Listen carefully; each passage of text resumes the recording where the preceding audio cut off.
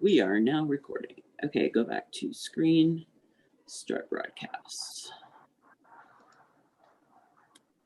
Okay, so medieval medicine, we're not going to be covering the what is usually covered in the classes, like which plants cured what supposedly, because frankly, none of them really worked very well. And we'll explain why later. But we're just going to go through like the high level, what you would learn in a university of why things worked and why and how they believed the body worked, which I find far more interesting, frankly. The first thing is, I am not a medical doctor. I'm a paralegal. I used to be a mortician, so I have some tangential medical interest, but I'm not a medical professional, as they say. So don't take anything I say. This is all theoretical, and none of it is valid anymore. Anyway, so the first thing and the first big theory that most of us know about is humoral theory. There were 4 humors that people believed, and this goes all the way back to, Aristotle, and so far back, and no one really knows where it first came from in a way. But there were 4 humors, and you can see them on this diagram here. There's blood, yellow, black bile, and phlegm, and they're all in the body, and the body is composed of all of them. And when all of those 4 humors are in balance, your body is in balance and your body is at its most healthy. When one of them, you have too much or too little of one, that's when your body is sick. And that's why you don't feel well, is because one of those those 4 are no longer in balance, they believed. And of course, there were also the 4 elements: air, fire, earth, and water, and they corresponded each of those to one of the elements. So the air was with blood, fire with yellow bile, phlegm with water, and earth with black bile. And in a way, you can kind of see that, with the exception of air. That one just kind of was like, well, we can't fit that in, we'll throw it with blood, I believe. But and of course, there was hot, dry, wet, and cold. So that your phlegm, it's kind of weird to read, but phlegm or water was wet and cold, which you can kind of see. If that corresponds more with water. The earth is dry and cold. Your fire is hot and dry, and your air is wet and hot. Obviously not if you're in Colorado or New Mexico, but that's a different story. And so your blood is also wet and hot. Your bile is also dry and cold. And then they associated different cures in quotations to have these certain properties. Like garlic was hot and wet. And so if you had too little blood, garlic would be good for you because it would boost your hot, it would make you hot and wet. And so if they believed you were lacking something, they would give you the medicinal cure that would bring it back into, give it strength, basically. And if you had too much of something, they would give you the opposite that would reduce, kind of counteract what was out of balance. So if you had too much black bile, they would give you something that was hot and wet to boost your blood, and that would counteract having too much black bile, and it would bring everything back into homeostasis. And most of that was just, there's no actual scientific evidence, obviously, to say these things are true. And so a lot of it was just guessing. And then they went into, degrees. Things would be degrees of hot and wet. So, garlic would be hot and wet in the 3rd degree. I made that up. I don't know what degree garlic was. And so it was very kind of wishy-washy, a lot of guessing, very much in art. And the four humors lasted well from ancient times into the 17th century. So this is throughout the medieval period. They truly believed this, and you learn this in university. I'm going to stop sharing now. I don't know. Stop sharing. Do you have any questions about that? No, I've kind of read up a little bit on it, so it's cool to hear other people talk about it, though, because I never know if the stuff I'm finding is the same as what other people are looking at. Oh, that makes sense. I like learning new stuff and making sure I'm not wrong with other people. You know what I mean? Right. Yeah. No. It's cool to see everybody's what they find in perspectives and all of it. So the next thing, and it kind of goes in with the four humors, but not quite. And I find this part really fascinating personally. They had miasma theory, and this is basically smelly stuff. I think of it, and again, this holds in some ways. This has been held over from ancient times into modern times. The basic idea was that good stuff carries good humors and good vibes, good wellness. It was never really truly defined, but good smells were good, bad smells carried the bad, and bad smells carried basically disease in whatever form they thought of disease was. And what the good stuff that it carried, bad stuff, nobody really knew. Of course, they didn't know what smells were. Like they didn't have chemistry, so they didn't know that, this is a molecule that makes the air smell like peppermint. Right. So they were really, again, it was their best guess. And not only did good smells carry wellness and bad smells carry disease, but if you put them together, they would cancel each other out. And so if you were going into a place where there would be disease and thus bad smells, if you brought something that smelled good and you breathed that in, it would counteract the bad disease coming in. So to that end, I'm sorry if you can hear the ice cream truck outside. Oh, you're fine. They would have what were commanders, and they were if you look them up today, they're represented as oranges with cloves in them. Mm-hmm. And I think that's where the word comes from. Pomme, and I forget what the mander stands for in French. Right. But it's a piece of fruit and it had herbs stuck in it. They also had bags of potpourri. They believe gold dust had a smell, and that smelling gold dust. I was going to make little sachets for my friends that were running around in the silly plague masks. That way they'd be authentic. Yeah, and they and stuff. Yeah, the pomanders had anything in them, and some of them got pretty gross after a while, but they kept using them as long as they smelled good. And they would put those pomanders in the base of the beak, basically, at the base of the beak of the plague masks, the plague doctors' masks. And they believed that was what was keeping those doctors healthy, was those good smells. Again, no actual scientific proof of this, but again, they didn't have scientific proof.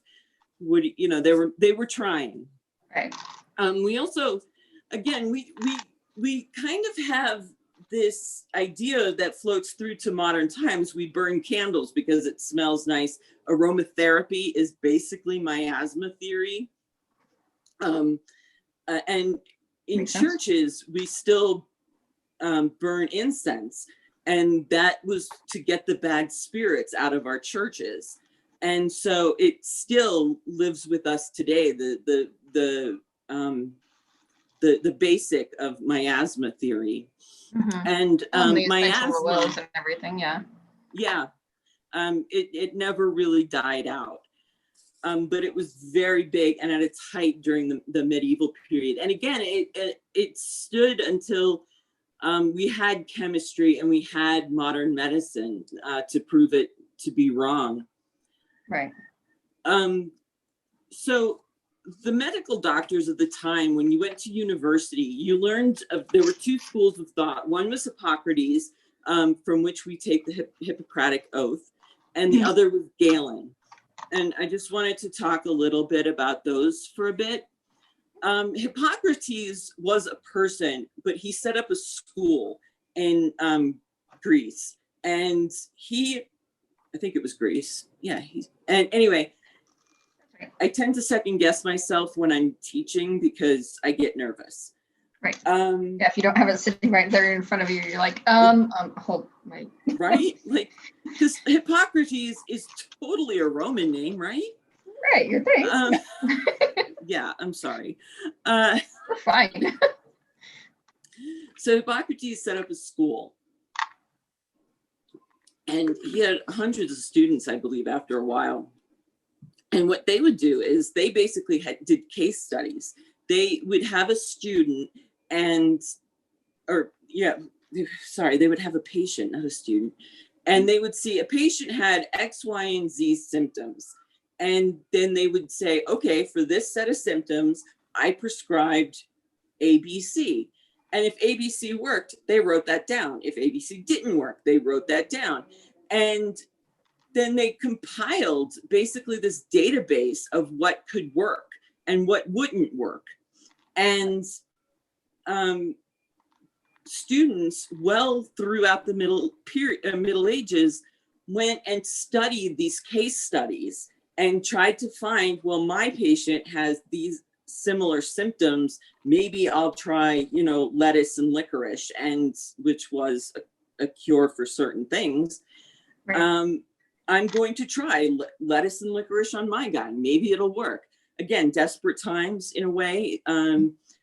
The reason a lot of their case studies showed that their medicine actually did work wasn't because of the medicine, of course. Most diseases are what are called self-limiting. It's like a cold. With the medicine, you'll get better in 7 days. Without the medicine, you'll get better in a week. Right.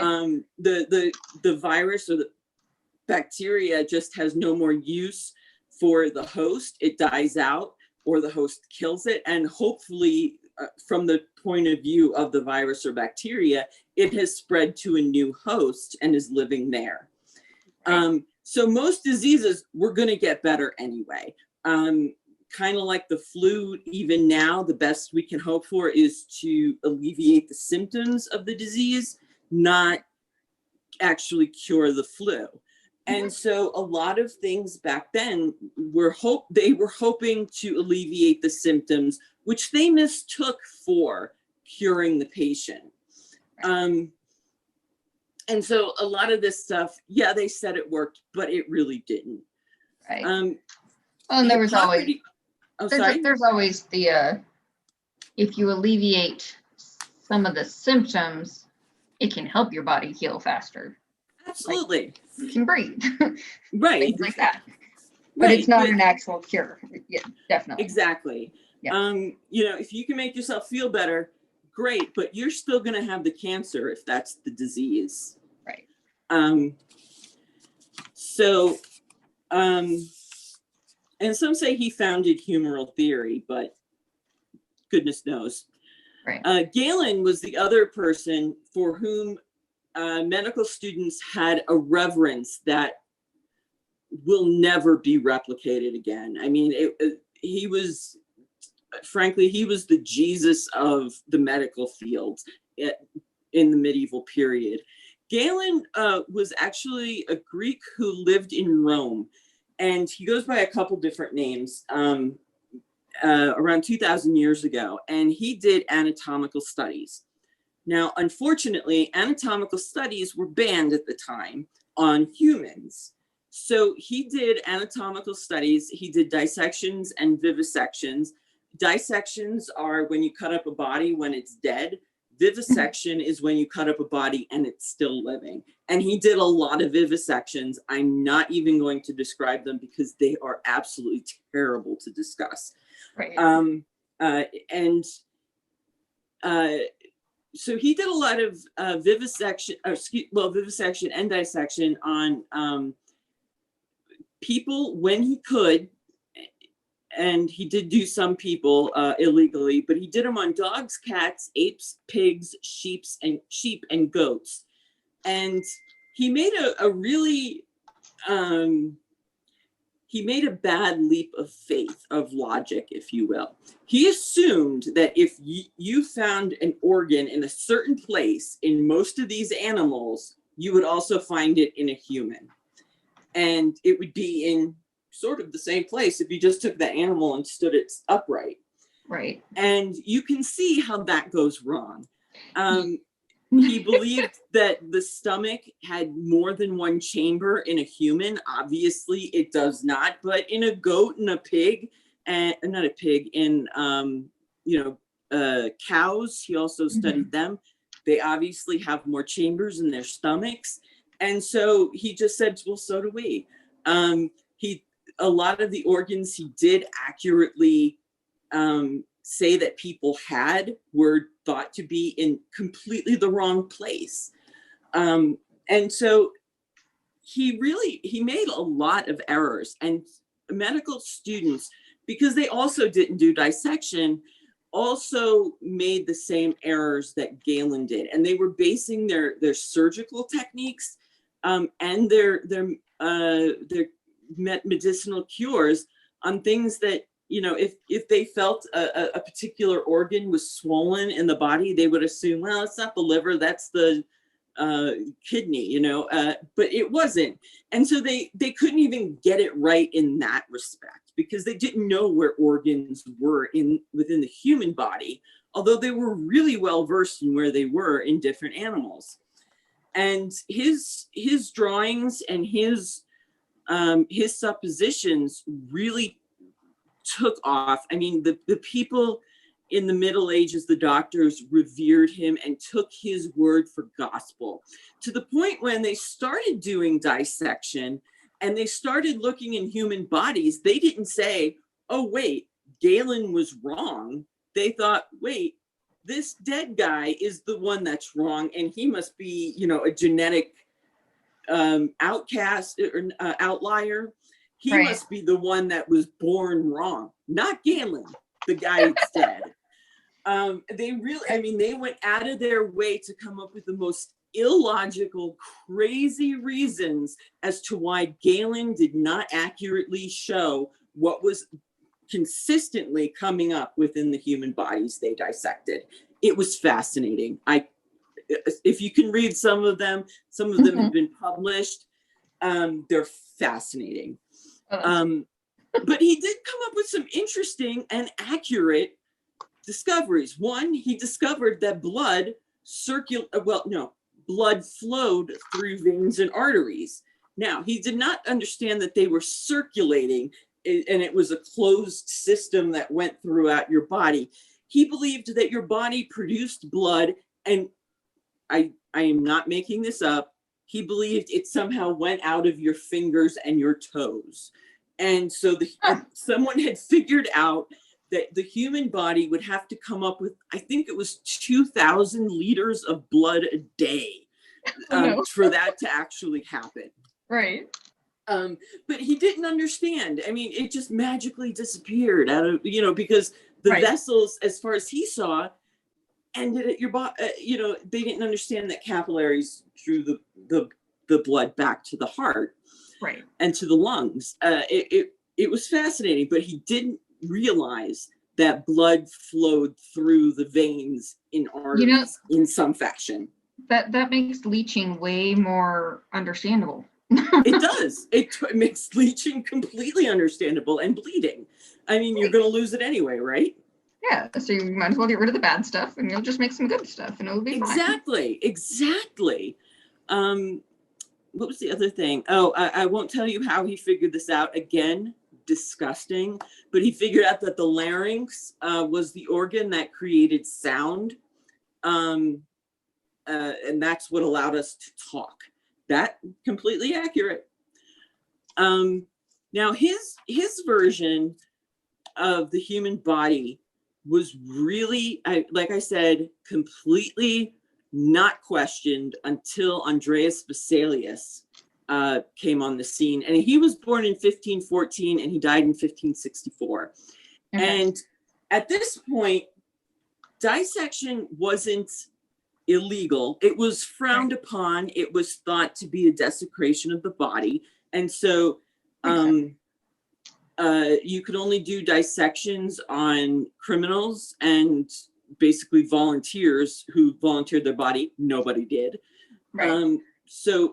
But the unwanted people, the unclaimed, the poor who were unclaimed and they were going to bury in an unmarked grave, they could be dissected. And of course, that's why grave robbing became such a big deal.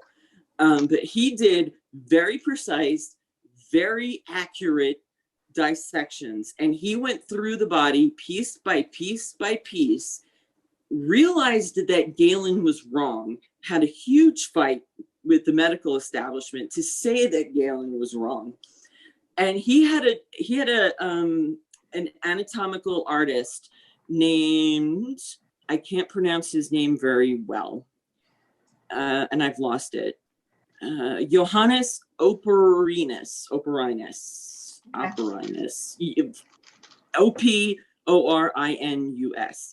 and he worked with Vesalius, and he created these beautiful wood carvings they were precise. When you see them, I have, whoops, I hit the wrong button. Let me screen share again, and I will show you real quick what one of them looked like. And you'll see here, whoops, this is one of them here.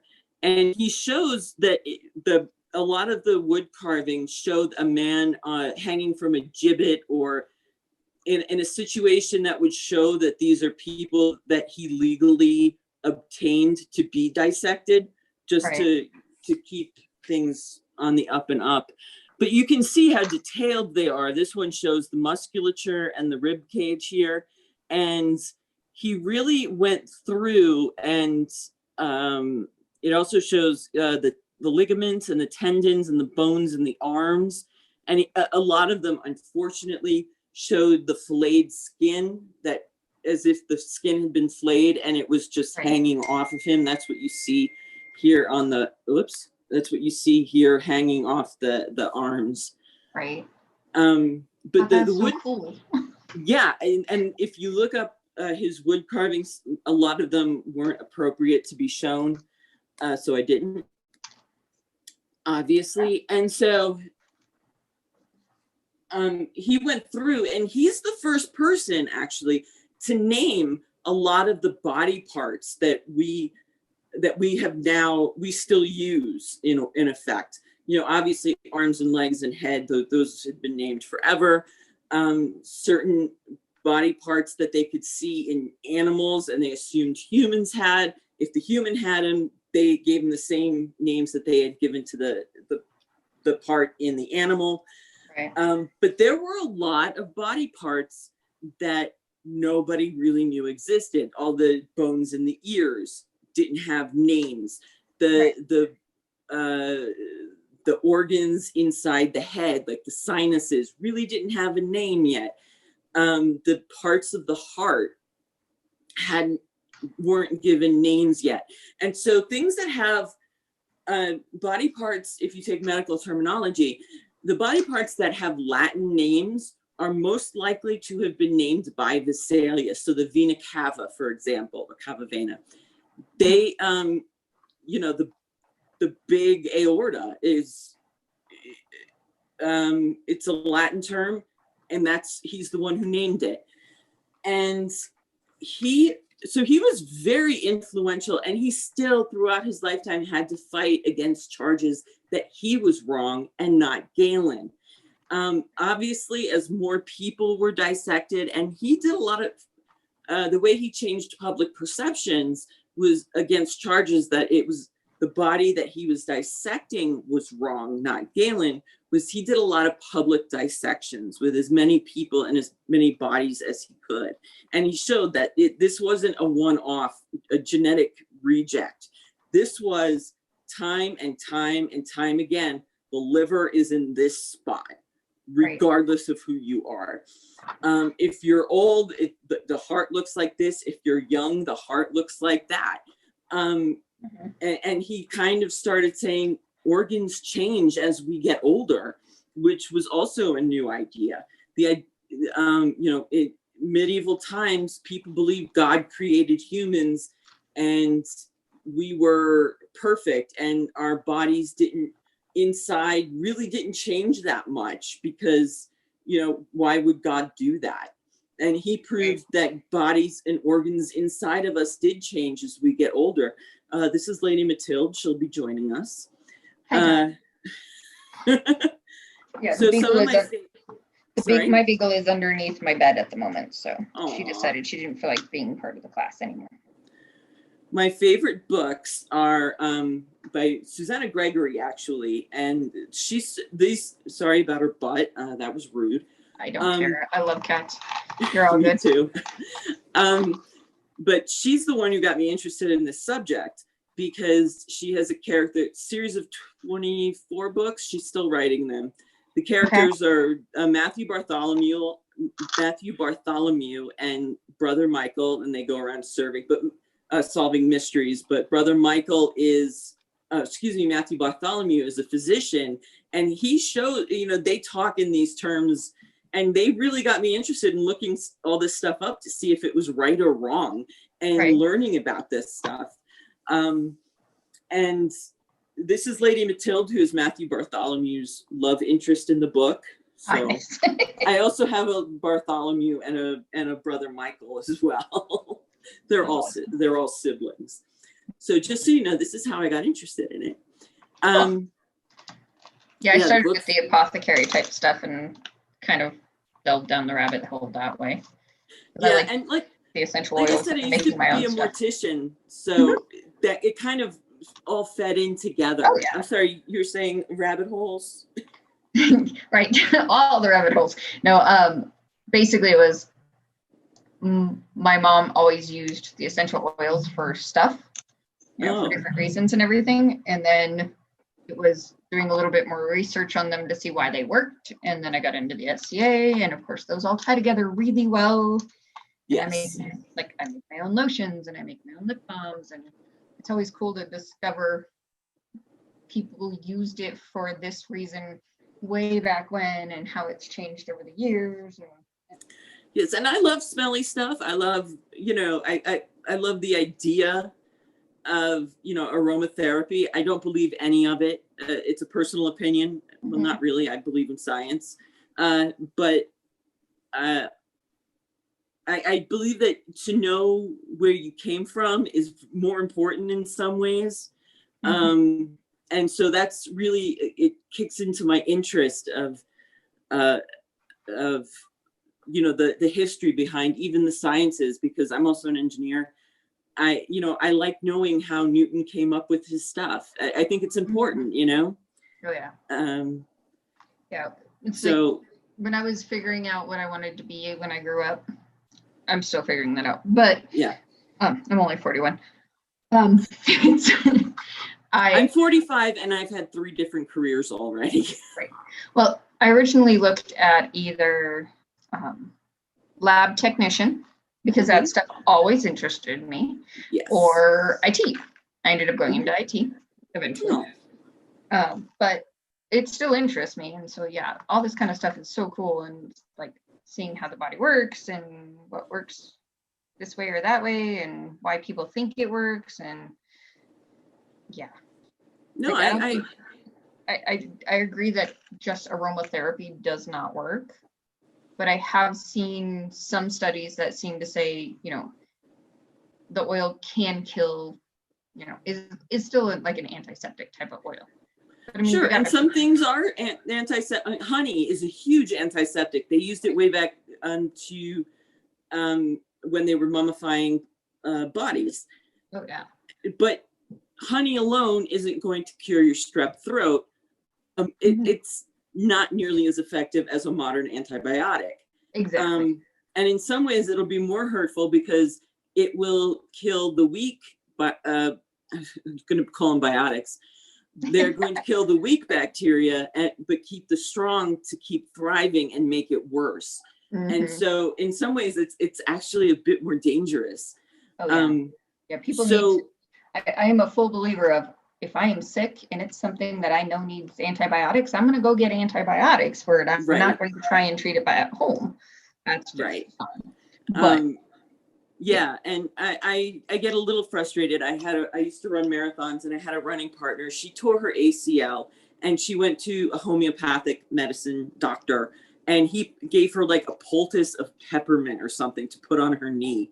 And it's like, that is obviously, it got worse. She kept running on it, and it ultimately crippled her in that leg. And I think that's malpractice. And that guy should be in jail. So things like that have affected me personally, not just theoretically. This bothers me. But at the same time, like I said, it's important to know where we come from. And so this is a large part of it, is this medical theory that, when you don't know, if you try to pretend you don't know, this makes a lot of sense in some, they're trying to make sense of a world that is senseless to them.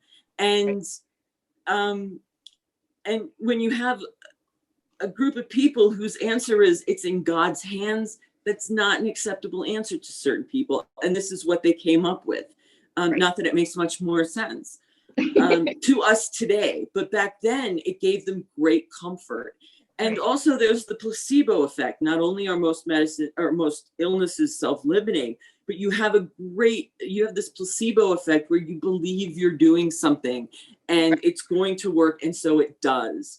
And I've had that happen to me. I once had the flu and strep throat at one time. I was feeling horrible. I went to the doctor. I was like, I cannot wait to get a prescription so this starts feeling better. I left the doctor's office with the prescription and I went, I feel pretty good. Do I need this prescription? I mean, I hadn't even done anything. I had a name for it and I started feeling better. And so the placebo effect is very strong, even though I tried to say it could be the placebo effect and it still happened to me. But that's how your brain works. And that's, physicians back then were counting on that. They didn't know about it, of course, but they were still counting on that to effect a cure. Well, I mean, just a positive mindset can do wonders to stuff. So I can see why having a name for it or having this will help you from somebody that you trust would totally just improve your mindset, so you can help your body strengthens and you absolutely. And a lot of the times it helps you get up and get around, which if you're feeling horrible, but it's not something, it's something where you do need to get up and move and get your body moving to feel better. Yeah. That positive mindset helps. So yeah, I mean, it makes complete sense why some things worked with, big quotation marks for a lot of the people. Yeah. It wouldn't work for everybody because some people are just really freaking sick. Yeah. And so that brings me to the next point, naming conventions. And I found this really fascinating. And I actually took a class in the history of medicine, which is where I get a lot of this information. And one of the things that isn't really obvious to people, if you don't really think about it, certainly wasn't obvious to me, was that until about the 1800s, diseases were named for the effect they had on the body.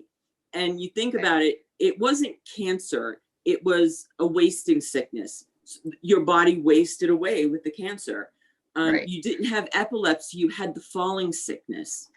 You didn't have tuberculosis, which is named after the shape of the bacteria, it's a tuber shaped. It was called consumption because it consumed your body. Right. Yellow fever, scarlet fever, smallpox. These are not named after the thing that is actually affecting you. It's Right. named for the effect that it has on you. And after the 1800s and into today now, things are named for what causes them. Cancer, which is a bastardization of the word canker. Even though cancer is not really a canker, but we didn't know that when they started really naming this stuff. Right. I mean, that's a holdover. But you know, epilepsy, I had a brain fart and forgot why we called it epilepsy. You know, tuberculosis, like I said, is not named for the consumption of your body, but for the tuber-shaped bacterium. Right. Smallpox is named again after the bacteria now that consumes you. Even coronavirus is named, it looks like the virus has a crown. And so it's called the coronavirus. But it's not called, hey, wheezing and coughing and your lungs get a little sick, or whatever that would be in medieval terms. Exactly. Yeah, but there are still holdovers. We still get colds because often a cold is associated with sweating and shivering, and it happens when it's cold out. Yes. So we still have a couple of holdovers for why we call stuff why we call them after the effect on our body. And again, another outlier, which I found fascinating, is the appendix. We can't call it for what it does to our body because we don't know what the appendix was for. So it's still called the appendix, and it's still called weird extra thing. Appendicitis. Yes. So yeah. I don't know why that's just like not a standard. Just take it out. Right. And actually, tonsils, that was adenoids, appendix. That can all just come out right at the beginning. Right. Well, you know, it might do something. We just haven't figured it out yet. And now they're starting to realize. I read a study a couple of years ago that showed they think it might take over for, I want to say, the gallbladder. Oh, bugger. I should have looked that up. But they think it actually may come into play when another organ breaks down. But they're not sure, you know, so we don't know. That's a standard answer. We just don't know. Right. And of course, they didn't want to say that in the Middle Ages. And so they came up with an explanation. The other thing I wanted to point out was that there was a very distinct difference between physicians and surgeons. And I didn't realize this for a very long time. Surgeons were at the bottom of the medical totem pole, kind of like podiatrists are today. I hope you're not a podiatrist. No, you said you're I do IT. Yes. Yeah, you're in IT, not podiatry. But you know, every profession has its hierarchy, and surgeons were so far down the totem pole of medical professionals that they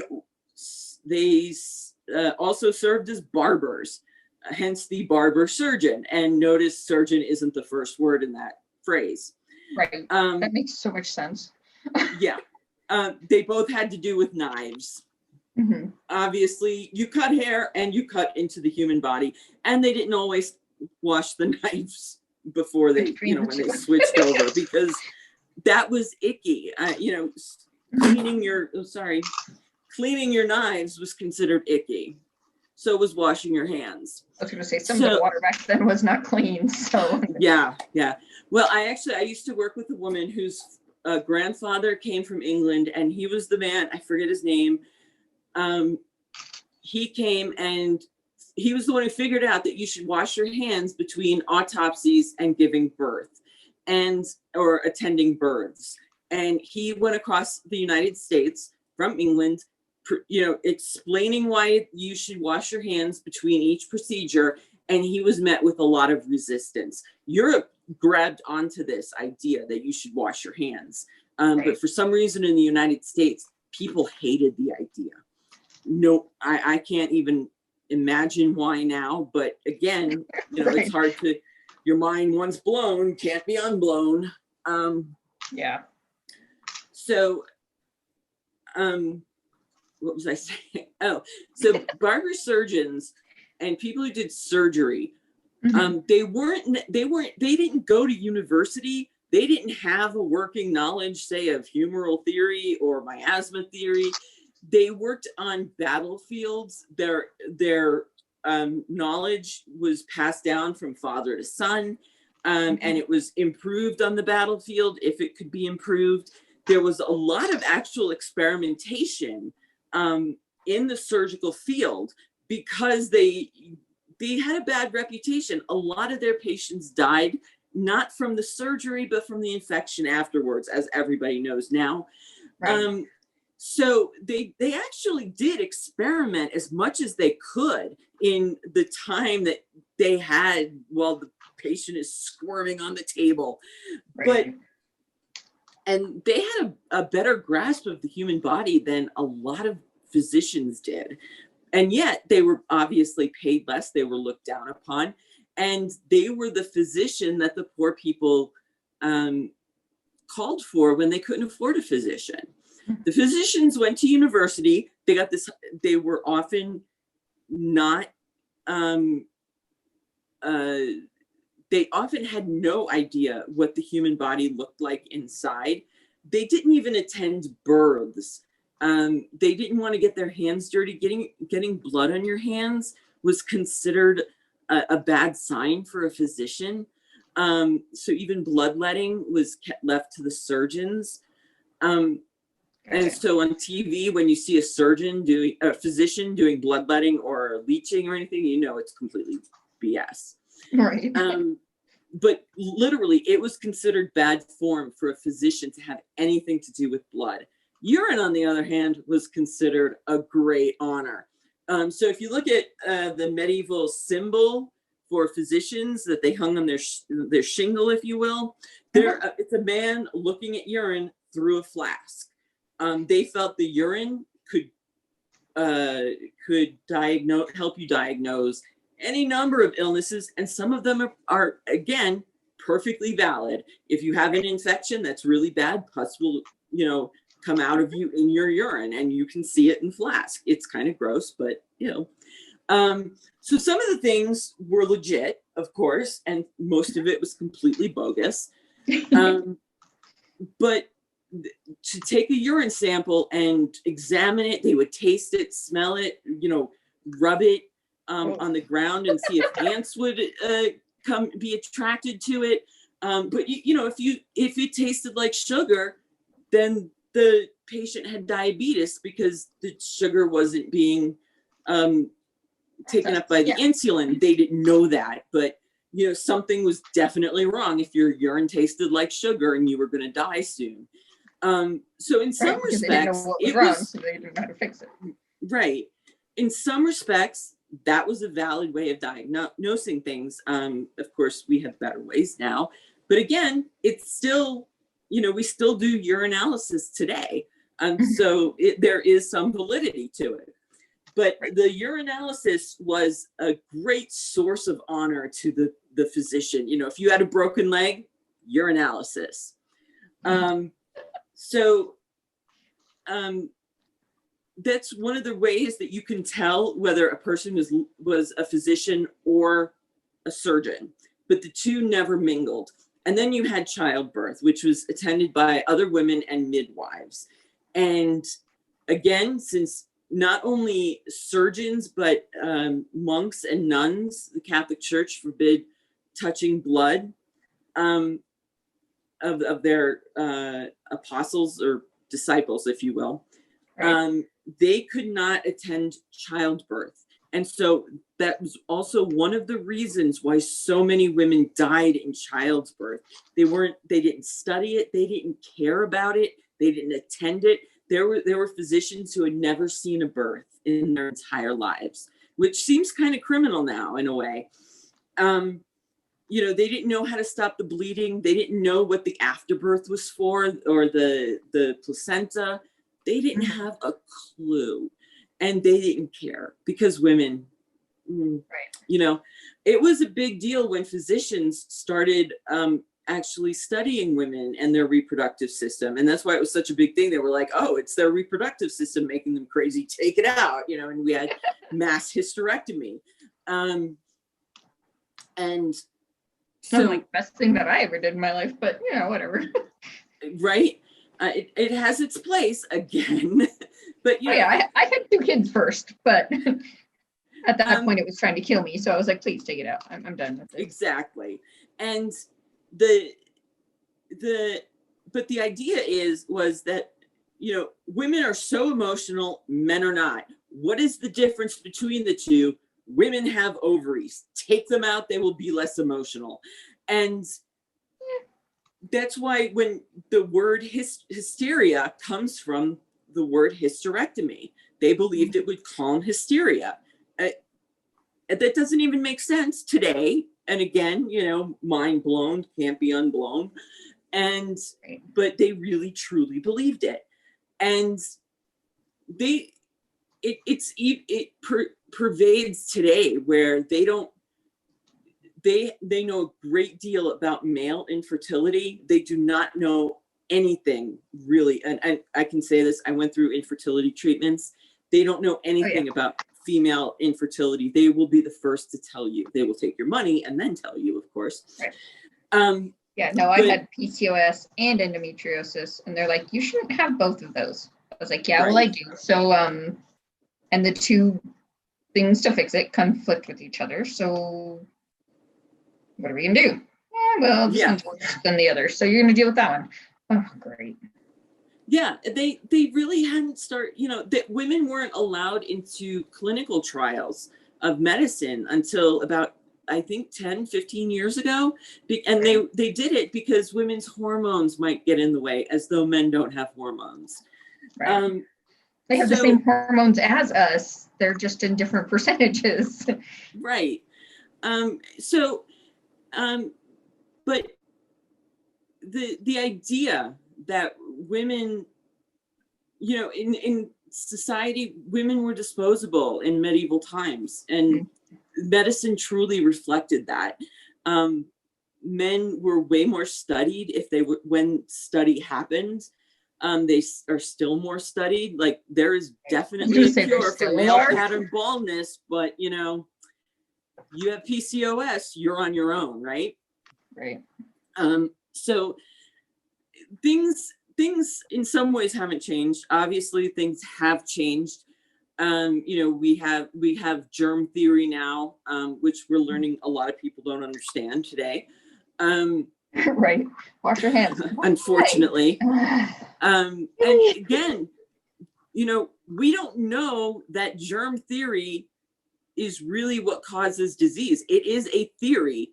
But in the scientific sense, in that all the evidence points to this actually working, we just haven't, it's not ethical to inject someone with a disease, or, in order to prove that germ theory works.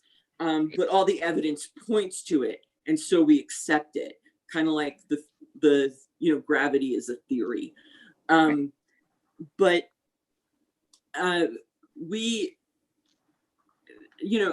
but medieval medicine, and I think my time is coming up here, so I'm going to have to wrap this up.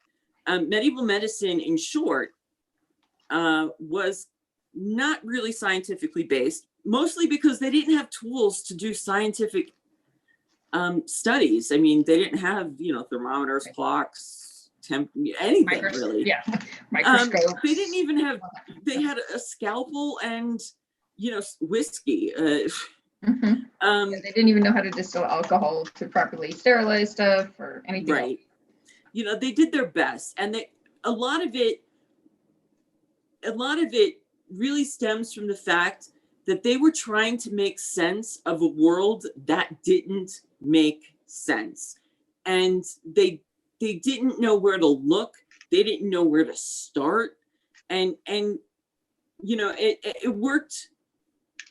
It worked to comfort people, which is most of medicine even today. You know, the bedside manner is something that's really important. They had that, if nothing else. Right. And a lot of being a physician back then was staying with your patient until they died so they didn't die alone. And that's worth something in some respects. Right. And being with the family and making sure that they know that, you know, they didn't die alone. They tried, you know, Right. they didn't just give up on you. And so in that sense, being a physician was kind of rewarding. But in terms of, you know, what we think of as a physician never really existed in the Middle Ages. And even though some of their treatments carry over into the modern era, that doesn't mean they work. Right. Although they have their place, I still like smelly stuff and not bad stuff, you know? Right. And the smell of churches still comforts people. Mm-hmm. Do you have any questions? No, it's pretty cool. I did leave out the part of astronomy, mostly because most people know about it. And like I said, we're running out of time. But you know, that's grist for another discussion. And there are other classes at the university, the Interkingdom University, that you can take on the subject if you're interested as well. The astronomy part, I don't know about this. Mm-hmm. But yeah, I'm glad you joined me. I was starting to feel bad that nobody was going to be here. No. I'm going to I was stop very the interested. recording now.